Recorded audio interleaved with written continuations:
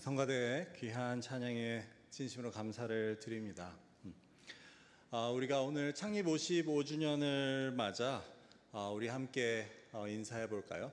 오늘 예배 준비 첫 화면에 귀한 말씀이 떠 있더라고요. 모든 것이 하나님의 은혜입니다 였던 것 같은데 한번 띄워봐 주실래요?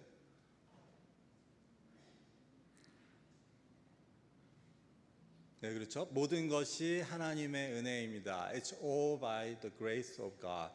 우리 함께 우리 서로 인사하시겠습니다. 모든 것이 하나님의 은혜입니다. 네, 사랑하고 감사합니다. 네.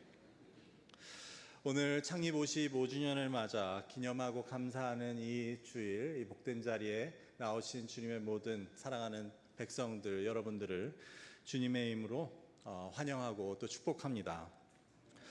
오늘 우리는 55주년을 맞는 이 라이프 크릭, 우리 교회에 하나님께서 주시는 도전과 또 비전의 말씀을 함께 나누고자 합니다. 그래서 말씀의 제목은 새 시대의 과제입니다. 사실 새 시대, New Era라고 하면 그것은 무엇에 의해 정해진다고 하겠습니까? 1999년에서 2000년으로 넘어가면 새 시대가 시작되는 겁니까? 12월 31일에서 1월 1일이 된다고 새 시대가 시작된다고 할 수 있습니까? 아마 그것은 아닐 것입니다. 아무리 새해가 시작되고 아무리 새 세기가 새로운 100년이 시작된다고 해도 새로운 도전과 변화가 없으면 그것은 어제나 오늘이나 똑같은 날일 수밖에 없습니다. 결코 새 시대를 이야기할 수 없습니다.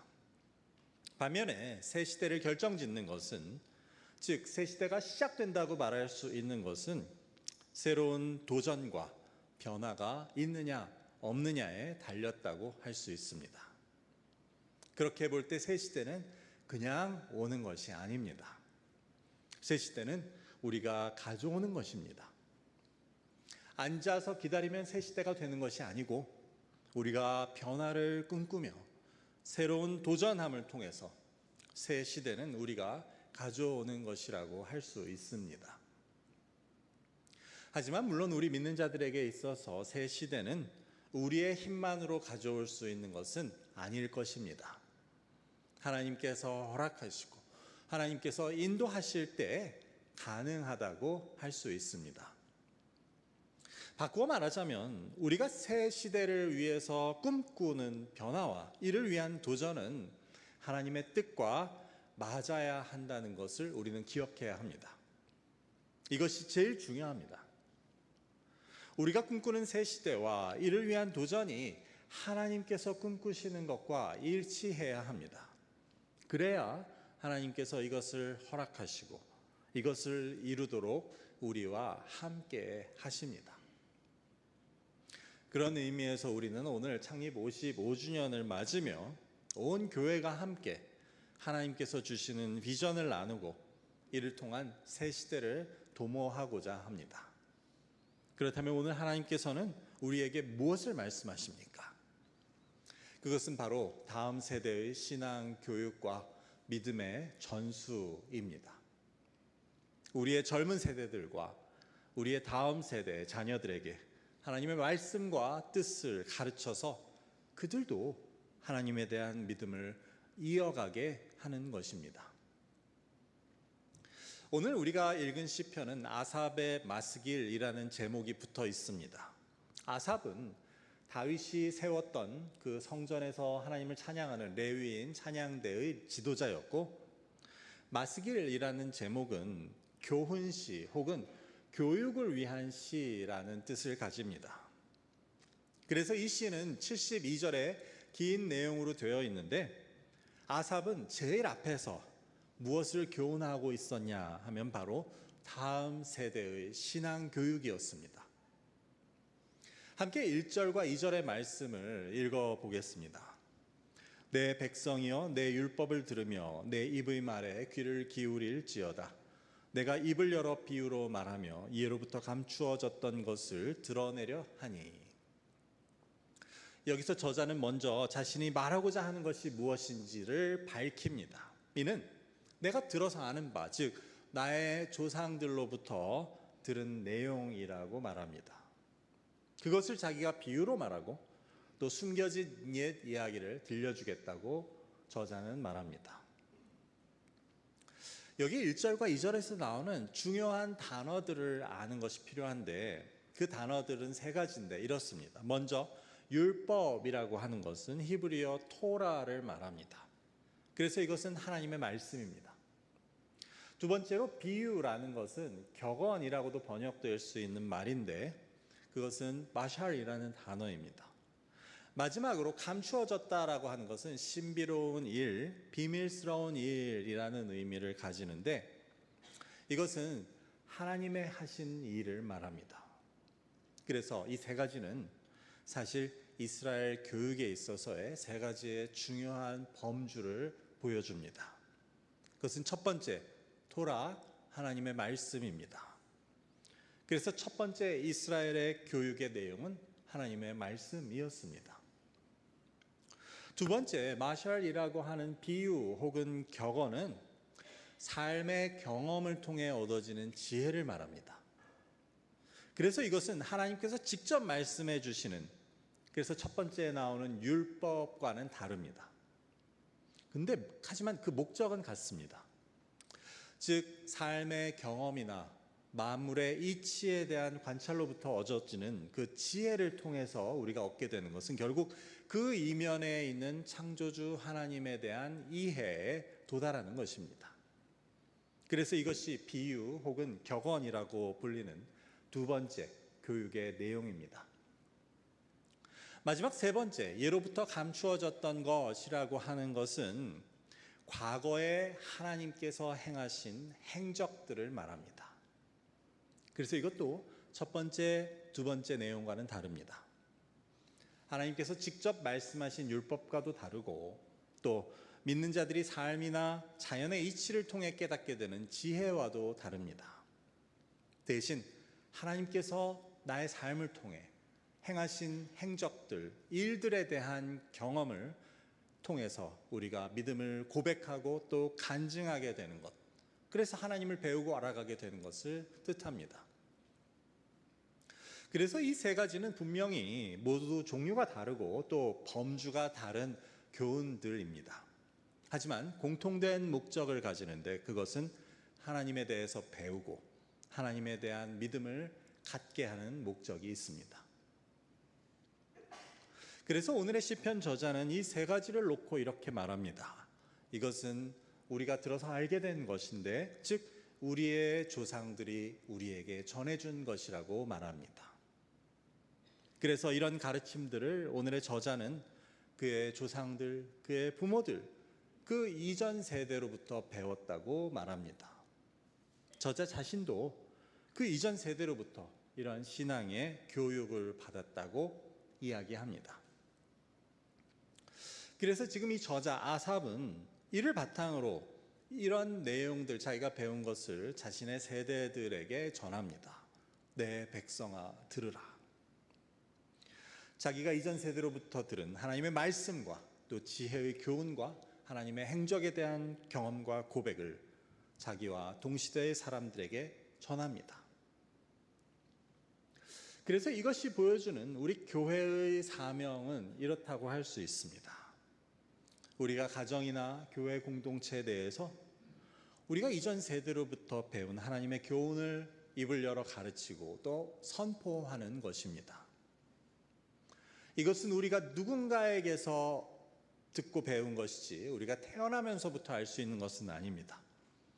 그게 여기 계신 여러분들께는 여러분의 주일학교 선생님일 수도 있고 여러분이 청년 때 전도사님일 수도 있고 아니면 지금 나의 동산 인도자일 수도 있습니다. 그래서 우리는 누군가에 의해서 누군가로부터 특히 이전 세대로부터 하나님의 말씀과 지혜의 교훈과 특히 하나님의 행적에 대한 경험을 듣고 배움을 통해 믿음을 갖게 됩니다. 하나님에 대해 알아가게 됩니다. 그리고 이것을 이 공동체에서 나누고 또 가르치고 선포하는 것이 필요합니다.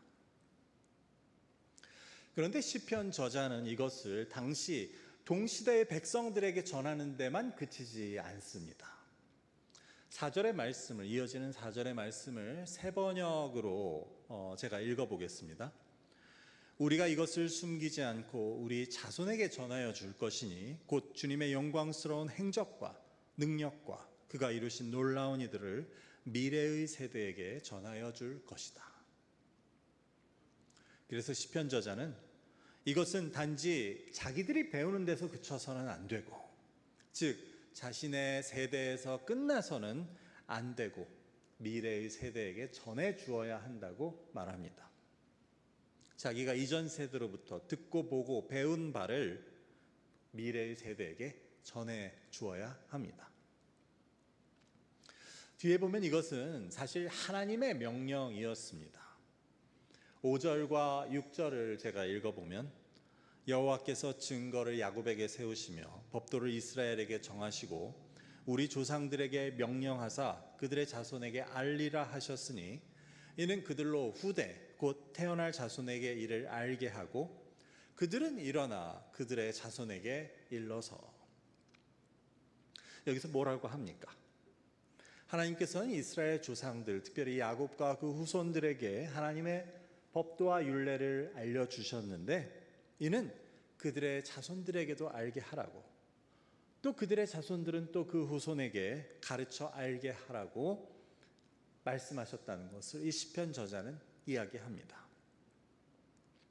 그래서 이것은 다름 아닌 하나님께서 하나님의 백성들에게 주시는 명령이었습니다. 내가 너희에게 전하여 준 것, 즉 너희가 이전 세대로부터 받은 하나님의 말씀과 믿음의 지혜, 그리고 하나님의 일하심에 대한 관증, 고백을 너희 다음의 세대들에게도 가르치고 그뿐 아니라 그들의 후손에게도 가르치게 하라고 하는 것이 바로 하나님의 명령이자 뜻입니다. 이제 다시 우리가 처음에 나온 말씀으로 돌아가서 우리는 새 시대를 위해 변화를 꿈꾸며 이를 위해 함께 도전해 나가야 한다고 말씀을 드렸습니다. 우리가 지난 55년을 돌아보며 이 자리에서 앞의 미래를 바라볼 때 당장 우리가 꿈꾸어야 하는 것은 바로 이 하나님의 교회의 미래를 이어갈 다음 세대의 부흥이라고 할 수 있습니다. 그래서 젊은 세대들이 다 떠나가고 아이들의 뛰노는 소리가 더 이상 들리지 않는 그런 교회가 아니라 젊은 세대들이 모여들고 아이들의 뛰노는 소리가 늘 가득한 그런 교회의 모습을, 다음 세대의 부흥을 우리는 꿈꾸어야 합니다. 하나님께서 우리 교회에 맡기신 많은 사명들이 있습니다. 전도라든지 아니면 선교의 사명, 복음 전파, 그리고 지역 사회 봉사와 교육 등 그런 모든 사명들도 많이 있지만 우리 교회 내에서의 다음 세대로의 이어짐이 없으면 이 모든 것들은 가능하지 않습니다. 어떻게 보자면 교회의 미래를 걱정하며 다음 세대의 부흥을 꿈꾸는 것도 모두 하나님이 이 교회에 맡기신 사명을 위한 것입니다. 다음 세대를 양육하고 믿음을 물려주는 것 역시 오늘 말씀을 보면 하나님께서 우리의 교회에 맡기신 중요한 사명입니다. 그래서 하나님께서는 오늘 말씀에서 다음 세대의 신앙교육과 믿음의 전수를 강조하시고 명하십니다. 하나님께서 이처럼 다음 세대의 신앙교육을 중요하게 강조하신다고 할 때 우리 교회가 교육과 믿음 전수를 통해 다음 세대의 부흥을 꿈꾸고 도전한다면 이것은 분명히 하나님께서 함께 하시는 일이 될 것입니다. 그래서 우리 교회가 하나님의 뜻에 따라 우리의 젊은 세대들과 자녀들에게 관심과 사랑을 부어주고 말씀으로 양육하여 다음 세대의 부흥을 꿈꾸고 또 이를 위해 도전한다면 분명히 하나님께서는 이를 기쁘게 여기시고 우리의 수고와 기도가 헛되지 않게 해 주실 것을 우리는 믿을 수 있습니다. 오늘 말씀 7절과 8절을 보면 이러한 양육과 믿음의 전수가 가져오는 결과는 이렇습니다. 함께 7절과 8절을 읽어보겠습니다. 그들로 그들의 소망을 하나님께 두며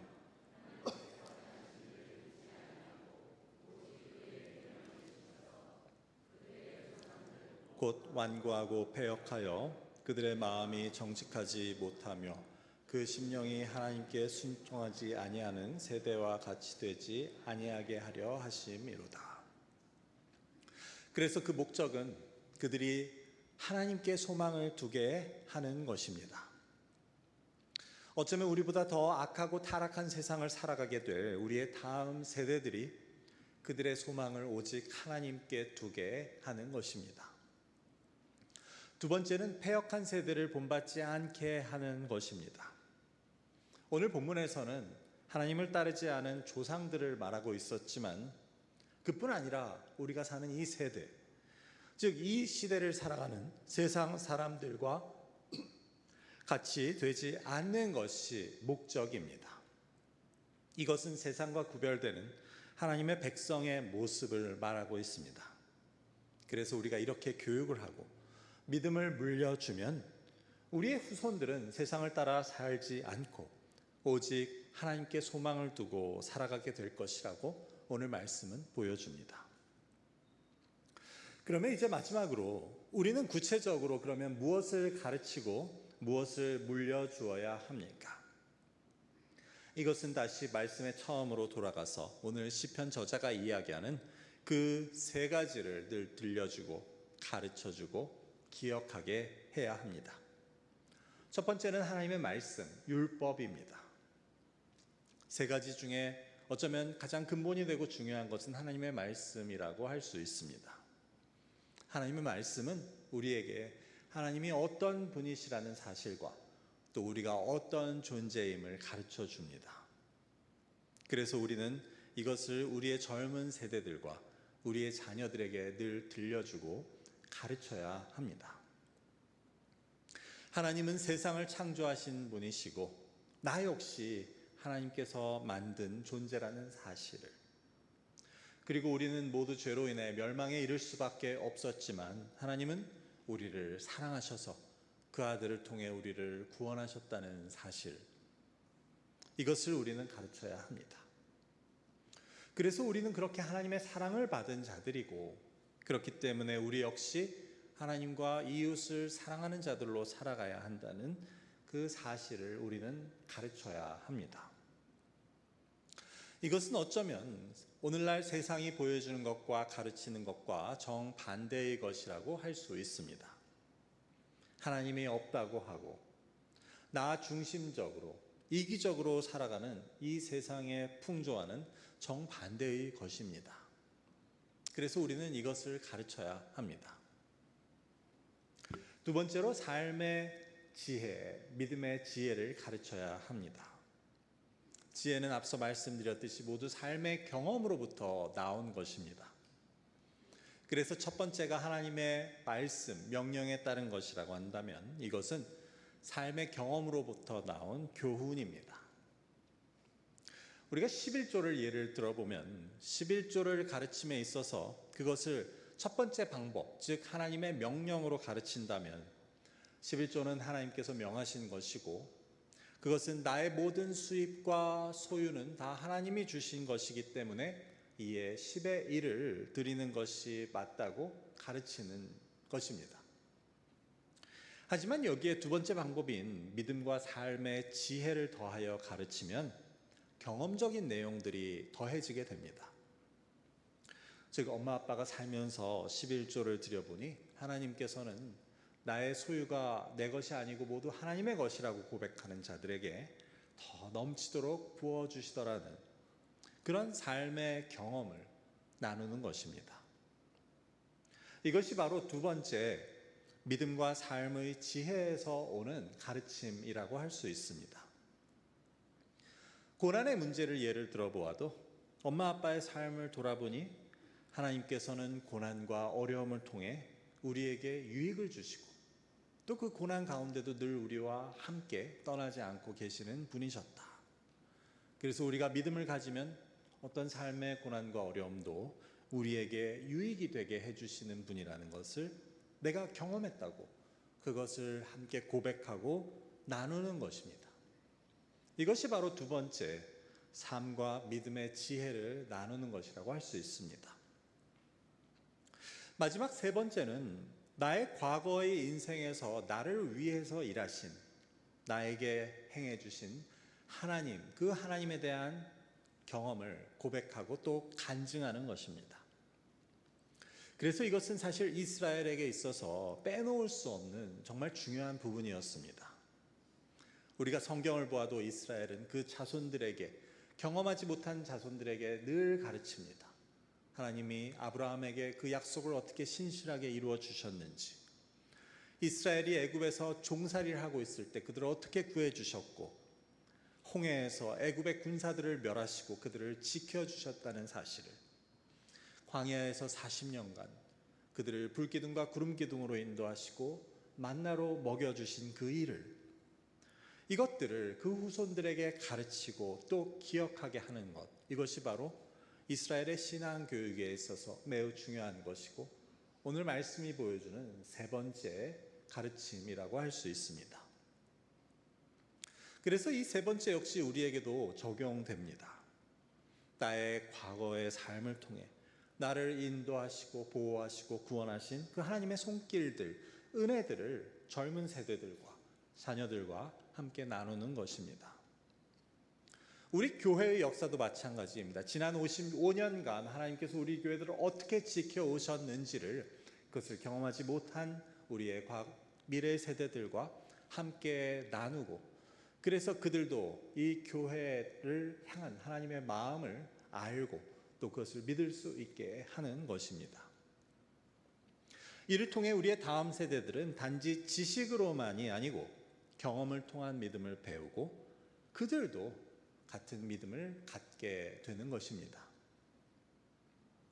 그래서 우리는 이 시편 저자가 말하는 이 세 가지, 아니 하나님께서 명하시는 이 세 가지의 내용들을 가지고 우리의 다음 세대들을 말씀과 지혜와 간증과 고백으로 가르칠 때 하나님께서는 이를 기뻐하시고 우리의 다음 세대들을 통한 그 새 시대를 허락하실 것을, 즉 하나님이 꿈꾸시는 변화와 다음 세대의 부흥을 우리에게 허락하실 것을 우리는 믿을 수 있는 것입니다. 하나님의 이러한 뜻을 우리가 마음에 품고 일하고 도전하는 데 있어서는 늘 가슴이 뛰고 벅참을 느끼게 됩니다. 왜냐하면 하나님이 도대체 이를 통해 어떤 일을 이루실지 우리는 상상할 수도 없기 때문입니다. 그것은 분명히 우리가 기대하고 상상하는 것 이상일 것을 우리는 모두 믿고 확신할 수 있어야 합니다.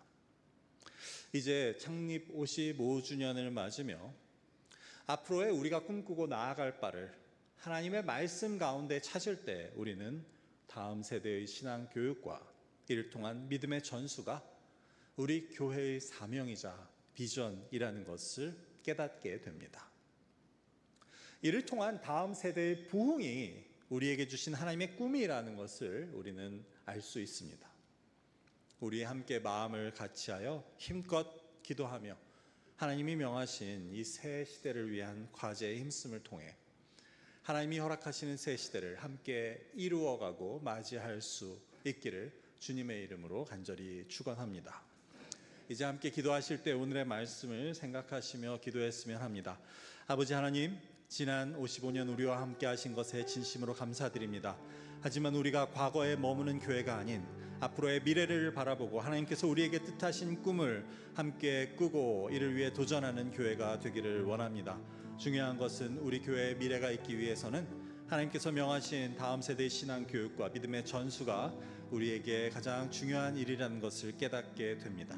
아버지, 온 교우가 함께 기도하는 마음으로 우리의 젊은 세대들과 우리의 다음 세대들을 위해서 함께 기도하고 애쓰고 사랑하며 노력하고 아버지, 그들에게 하나님의 말씀과 우리에게 주신 삶의 지혜와 우리의 삶을 통해 일하신 하나님에 대한 것을 고백하고 간증함을 통해 그 귀한 믿음이 이어져서 우리의 교회가 오늘보다 내일이, 올해보다 내년의 모습이 더 나은 부흥하는 교회가 될 수 있도록 주님의 은혜를 베풀어 주시옵소서. 함께 기도하시겠습니다. 아버지 하나님 감사합니다. 아버지 하나님 오늘 말씀을 통해 이제 55주년을 맞으며 하나님께 감사하는 우리 이 라이프크릭 공동체에 또 하나님의 도전과 또 은혜의 말씀을 허락하심을 감사합니다. 아버지 하나님이시여, 정말 다음 세대가 살아야, 우리의 자녀들이 정말 믿음 가운데 세워져야 우리 교회에 미래가 있고 또 하나님 나라에 또한 소망이 있다는 것을 우리가 깨닫게 됩니다. 우리에게 허락하신 은혜가 우리 대에서 그치는 것이 아니고 우리 세대에서 끝나는 것이 아니고 이것이 앞으로 이어지고 앞으로 더 아름다운 모습으로 발전하고 부흥할 수 있는 은혜를 주님 허락해 주시옵소서. 주님께서 명하신 그 세 가지를 우리가 게을르지 않고 우리의 다음 세대들과 자녀들에게 부지런히 가르치고 또한 일러서 아버지 하나님이시여, 그것이 정말 주님의 뜻 가운데서 선한 결과로서의 공동체를 통해 이루어질 수 있도록 인도하여 주시옵소서. 감사하며 예수 그리스도의 이름으로 기도드립니다. 아멘.